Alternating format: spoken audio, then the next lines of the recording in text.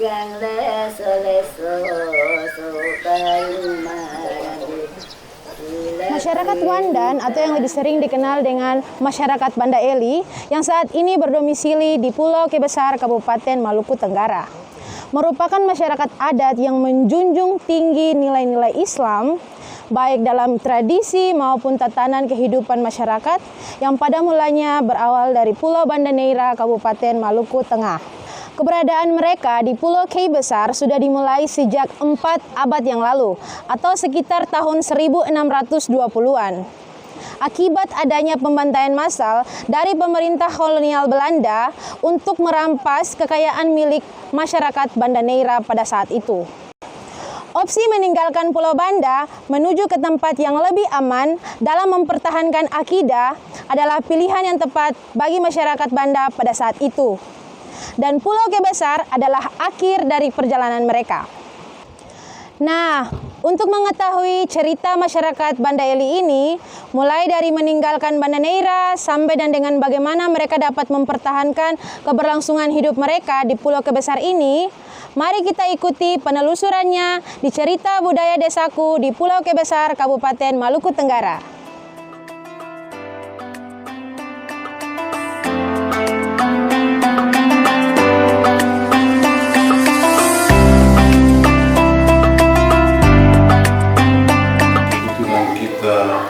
Orang Banda Eli yang menetap di Banda Neira tadi kemungkinan karena dibantai oleh orang Portugis sehingga kita memang mempertahankan, ingin untuk mempertahankan kita punya keyakinan sehingga memang kita harus cari mengungsi dari Banda Neira ke Pulau Kei sini. Sebelum sampai di Pulau Kei Besar, masyarakat Banda yang tidak seluruhnya ikut dalam rombongan ini terlebih dahulu pernah singgah di beberapa pulau di sekitar perairan Kei kecil, seperti Pulau Kur, Pulau Ohemas, dan Pulau Rumadan. Namun, pulau-pulau ini dianggap tidak sesuai dengan karakteristik masyarakat Banda yang hobinya bercocok tanam. Maka diputuskanlah untuk kembali melanjutkan perjalanan selanjutnya menuju Kepulauan Aru dan Papua. Akan tetapi, sebelum perjalanan selanjutnya itu terlaksana, datanglah utusan dari Rat Baldu atau Raja Dullah yang meminta masyarakat Banda agar tidak pergi meninggalkan Kepulauan Kei. Karena beberapa orang di antara mereka yang sudah sepuh dianggap memiliki kelebihan ilmu. Dan Raja Dullah pun beranggapan bahwa keberadaan masyarakat Banda ini suatu saat akan bermanfaat bagi masyarakat di Kepulauan Kei. Sehingga dipilihlah Pulau Kei Besar ini sebagai tempat tinggal masyarakat Banda hingga saat ini. Dan dengan kelebihan ilmu yang dimiliki, diyakini bahwa selama perjalanan mereka tidak menggunakan alat transportasi seperti pada umumnya. Mereka mungkin diberikan kekuasaan dan kemampuan ilmu oleh Allah. Mereka ke sana dari Banda atau di sini itu tidak dengan perahu atau seperti apa yang mereka menggunakan sekarang, tapi apa saja yang mereka bisa gunakan saat itu. Perahu seperti batang kayu, Libya, apa yang saja hanyut di laut itu mereka bisa gunakan untuk sampai di tempat tujuan. Setelah menempuh perjalanan jauh dan juga sempat terjadi negosiasi antara masyarakat Banda dengan Rat Baldu dan Rat Maur Ohewut, akhirnya pilihan Pulau Kei Besar menjadi pilihan terakhir untuk melanjutkan keberlangsungan hidup yang baru. Dan pulau inilah yang menjadi cikal bakal terbentuknya masyarakat adat Banda Eli, yang kini mengalami perkembangan populasi yang cukup pesat. Tidak hanya itu, dengan populasi yang semakin banyak, kini masyarakat Banda Eli telah terbentuk ke dalam beberapa desa, yang dalam peraturan daerah Kabupaten Maluku Tenggara mengenai status desa itu sendiri disebut dengan istilah kampung atau ohoi. Dan asal mula dimulainya kehidupan masyarakat Banda di Pulau Kei Besar diawali dari suatu tempat yang bernama Warminar. Mereka turun pertama di sini, di Warminar. Maka daerah ini namanya Tuburlai. Tuburlai dia turun duluan. Jadi setiap kegiatan apa saja, baik ada tamu dari luar atau pemberangkatan orang-orang Mandeli mau melaksanakan Islami kelima harus keluar dari tempat ini. Pun waktu mau kembali dari tempat, kembali daripada melaksanakan rukun Islam kelima harus turun di tempat ini. Karena ini merupakan tempat persinggahan pertama orang-orang Wandan atau orang-orang Mandeli.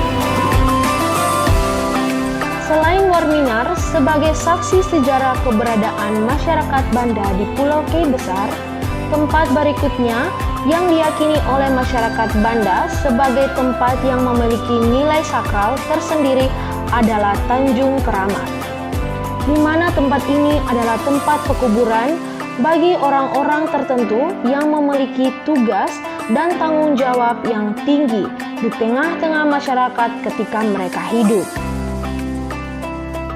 Sebagai masyarakat adat, pastilah ada beberapa tradisi yang dilakukan di tengah-tengah masyarakat adat tersebut.